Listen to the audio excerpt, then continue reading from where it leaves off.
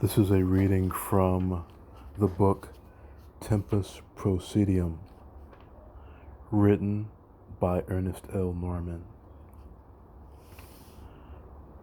Chapter 5, Part 2 of Angels, Devils, and Demons.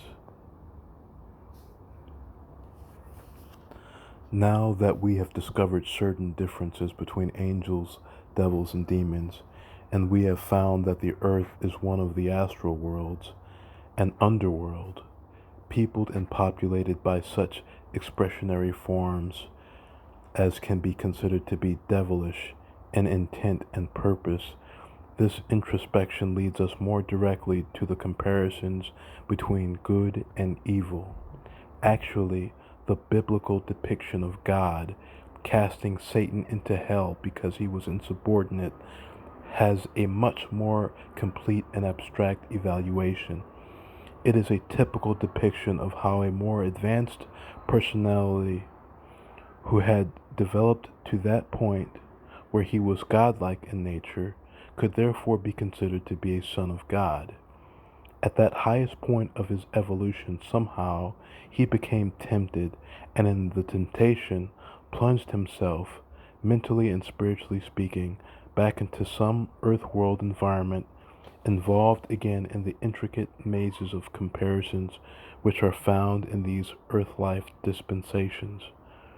At this point, then, the differences between evil and good are all important.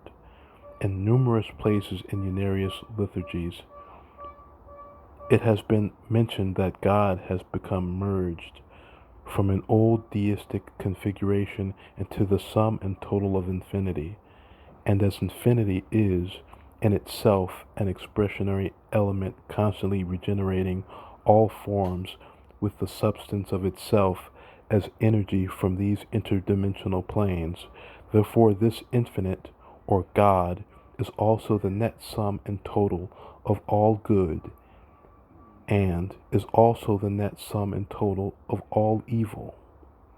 God thus becomes good and evil.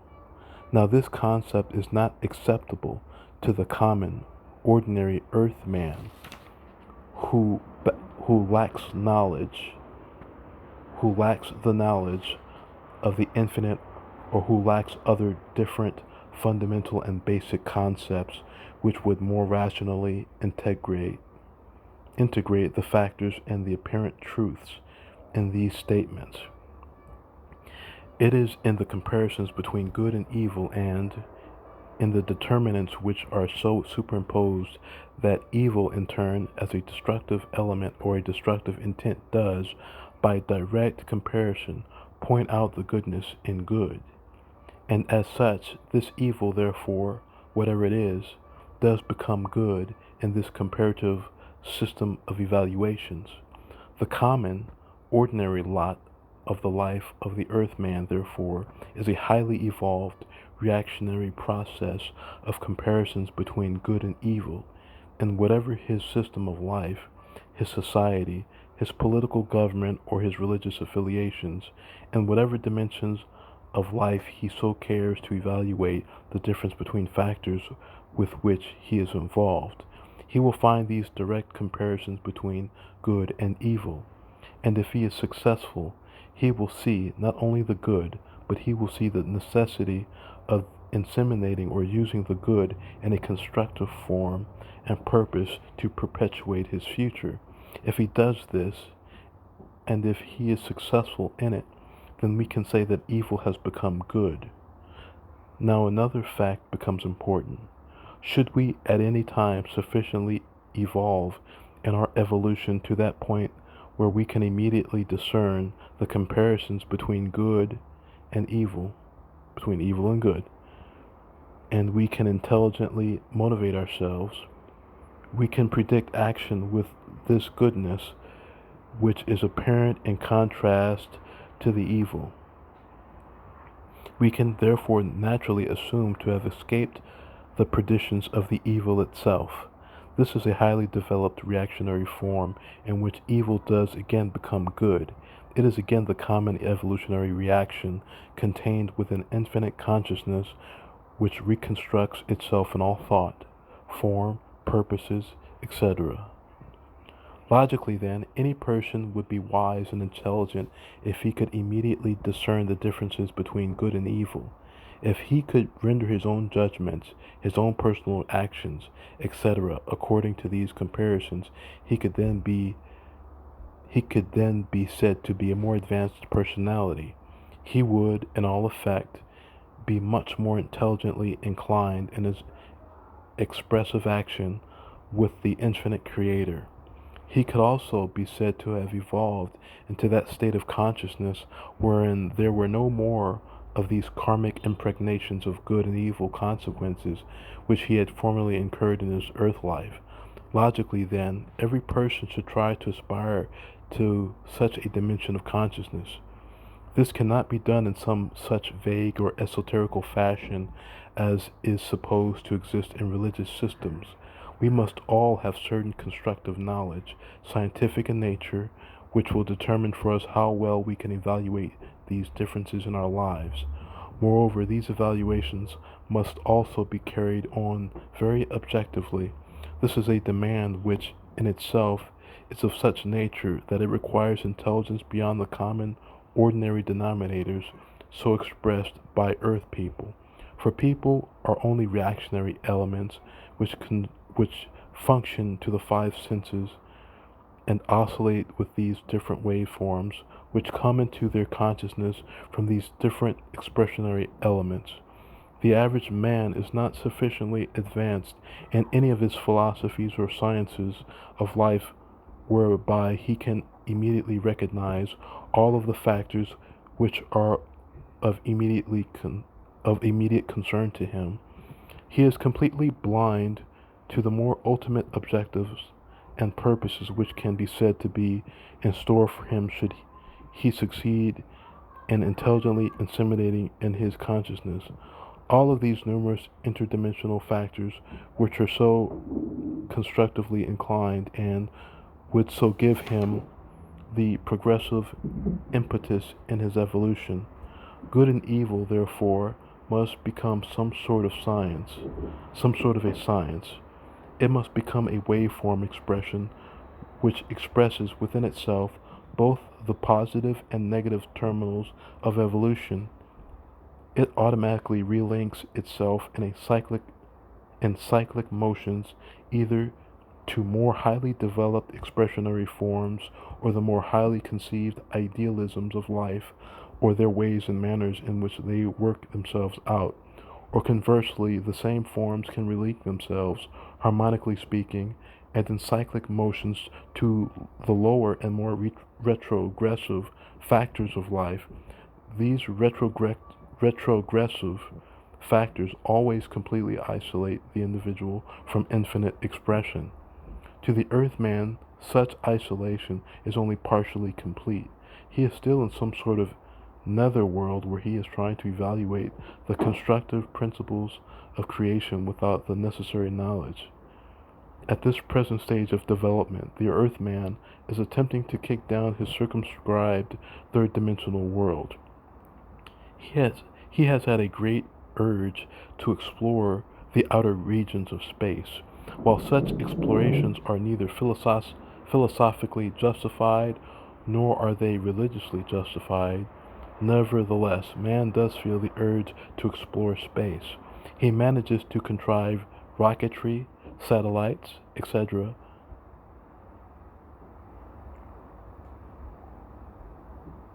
which have penetrated to the immediate fringes of space. He has attempted with other scientific devices to penetrate into some of the more remote regions through such apparatus called radio telescopes and other attendant scientific instrumentation. He has determined that the universe is, as a whole, a pulsating entity and that it gives off signals. It is also now reasonably assumed that these savants of science that are scientific that are it is also now reasonably assumed by these savants of science that there are literally hundreds of millions of other planets in our galaxy, in our solar system, and in our universe. These planets could therefore be inhabited by human life, which would, in some respects, be quite similar to our own. However, the Earthman has not yet ascended to the plateau of understanding where he can conceive the infinite as an interdimensional proposition, that life can and does exist without the necessity of the physical form, or the apparent necessity of such form. He does not realize that life can exist in a spiritual or energy body without temperature or without blood, or without any of the other adjutants, which are found in our physical bodies. This is so despite the obvious facts that he has radio and television transmissions. He knows that sight and sound can be carried as a waveform. He has not, however, carried his science to a point where he can see the inner dimensions, which function without time or without space as harmonically linked units or entities of intelligence into such expressionary forms as the psychic anatomy, which has been repeatedly described to you in the Unarium concepts. Almost needless to say that until such time that he can and does conceive the interdimensional creation, the psychic anatomy, and other attendant factors in this interdimensional science, he will not aspire either to any of his long dreamed of emancipations, his freedoms from the material worlds, which actually sponsored all of these efforts into space, his longing and his desire for some sort of an utopia where he is freed from the vicissitudes of earth life and its intemperances.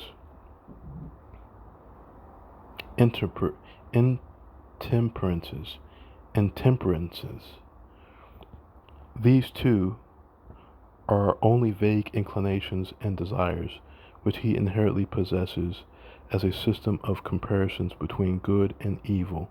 There are also glimpses into the spiritual worlds which he may have had in his spiritual lives in between lives. As a student of Unarius, you are immediately confronted with the necessity for survival beyond the physical world into other dimensions which constitute the infinite. The survival beyond the earth world cannot be accomplished by ordinary means. The purpose of survival can be realized within any of the philosophies or sciences now contained in earth life dispensations. The Christian religion itself only hints vaguely at survival. It is an unrealistic survival. It is predicted upon earth life dispensations. It is therefore unintelligent and has no place in the infinite scheme of infinite creation. Therefore, suitable knowledge must be inseminated into your consciousness beginning at this time, whereby a more constructive and purposeful evolution can be instituted by yourself. This must be constructed by scientific principles which are at your disposal, and this science is further extended into infinite proportions. The science is a descriptive terminology of the lives to come and of how these lives are lived. In a more purely philosophical stance, this science also automatically absolves you from the evil intent of the world about you, because in this science you can make the necessary objective comparisons in your daily life's transitions. You will be immediately concerned and alerted to the possibilities of evil. You will see the comparisons between these negative or evil forms and the positive and the constructive effigy of consciousness, which also apparent at the time. In this way, then, you will, in this philosophical and scientific understanding, have actually reconstructed evil into a good purpose. It will have made the necessary comparisons for you, or rather, you have made these comparisons with these attendant good and evil factors. But whatever way in which you attain them in the immediate objectivisms in your consciousness, so evil then serves a good purpose. It, therefore, like all other things which stem from infinite consciousness, is actually reality, good. God does, then, in this more abstract evaluation, represent nothing but perfection. He is all good, all encompassing. He is the sum, the total of everything. He is the supply, and his substance enters into the construction of all things. The infinite wisdom of this evolutionary plan then becomes apparent, for it is in this evolutionary process that any individual can become supremely intelligent, or at least supremely so, in comparison to the different earth life values which you now find about you. You can say that in this infinite wisdom you have actually been absolved from the evil of these material worlds. You have been saved by them. In a sense, then, evil has become indirectly your intercessor. It has become your savior because it has enabled you to use the comparative values of scientific comparisons in these life-to-life evaluations. You have subtracted from evil the condiment of good. It has given you the impetus of comparison and the stimulus to reconstruct your own life according to the values which you have found as those of paramount importance. However, the evil ways of the material world are almost as infinite in nature as are the comparisons which you can make. These different evil ways and the temptations involve not only the common ordinary denominators which every human finds, which he selfishly inclines for self-personal good, but they can also be evils which we find in such psychological equivalents which might be called escape mechanisms. An escape mechanism is that safety valve which every human possesses, whereby he can normally discharge certain static pressures built up within his psychic anatomy, which would otherwise recapitulate and enlarge to such proportions that he would, in a sense, become one of these demons in the other world. His psychic anatomy would become so supercharged with these static forces that there would be no coherent relationship between the different dimensional factors so involved in this oscillating process. He would literally be torn apart or psychically dismembered by these tremendous static forces which prevented normal alignments and transpositions of energy. The escape mechanism, while it may be considered to be an evil thing, in reality also serves a very good purpose. However, an escape mechanism can develop to abnormal proportions. A person may be only mildly disposed in such an escape mechanism in such expressionary forms as religion, or he may seek to escape the reality of his physical world by chasing flying saucers. He may be obsessed with music, with art, or with politics or medicine.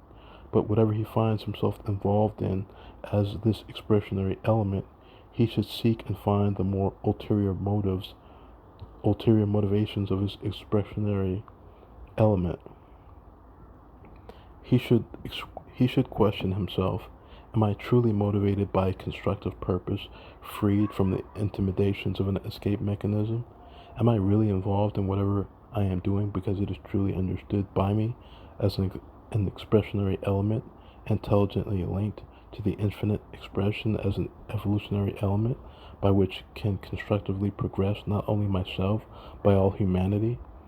When such questions are asked by you as a student or by any other individual, and the correct answers to these questions can be found and objectively analyzed, then you, the student, or the person who so arrives at these conclusions and answers, can be said to be constructively inclined.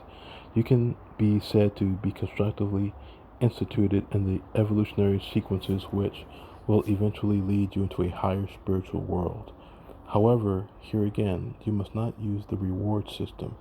You must not attempt to aspire to a higher way of life for some hidden or ulterior motivations of which you may not at the present moment be conscious. You may even think or say to yourself, well, I am doing it because I love infinite creation, that I love God, or I love my fellow man.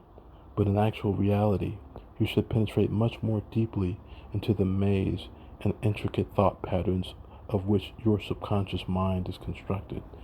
In order to ferret out these ulterior motivations, you may find that these desires, these idealisms which are invaluable, in order to ferret out these ulterior motivations, you may find that these desires, these idealisms which are valuable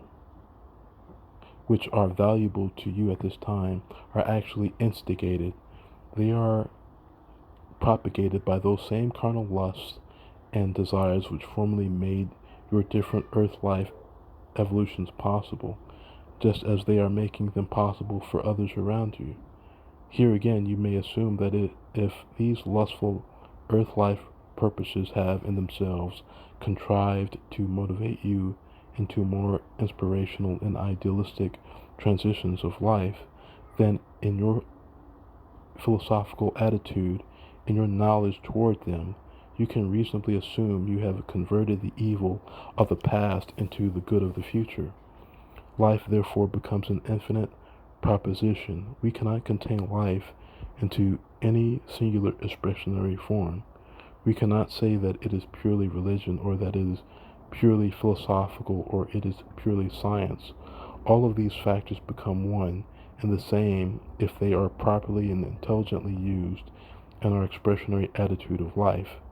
If they are fully realized within our own mental introspections. In this respect, we cannot bisect or sectionalize our particular expressionary motion or intelligence in any particular form or dispensation. We cannot say we are scientific, or that we are philosophical, or that we are religious. Only man in his own earth life dispensations has found that this sectionalizing has been important to him, because he is primarily motivated by escape mechanisms engendered from these earth world dispensations, the contrast between the creativity which is ever apparent about him and the destructive intent of his own carnal life. These factors all engender these escape mechanisms, and so he is constantly pressurized in some system whereby he relives himself from the reality of this escape mechanism. Religion serves as an obvious purpose in this respect. So do any of the other social systems in which the earth man may so undertake. He may even find some consolation, some escape, and other escape mechanisms which can be called persecution complexes. The whole complexity of human emotion, as it is portrayed from the psychic anatomy, is one complete fabrication of all other factors and transitions which the human has ever lived.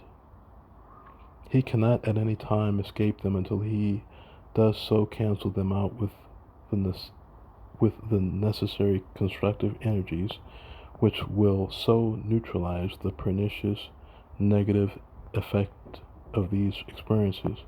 And even if he so cancels them out, he still retains them as sort of an edifice or storehouse of knowledge, which makes him intelligently factual with all of the different transpositions and factors involved in infinite evolution. No highly developed spiritual being could have arrived at his place had he not gone through these different planes of transition. Evolving to that position, he has become intelligent by virtue of the fact that he has made these comparisons between good and evil, and he has turned evil into a good purpose. This, then, should be your philosophy of life.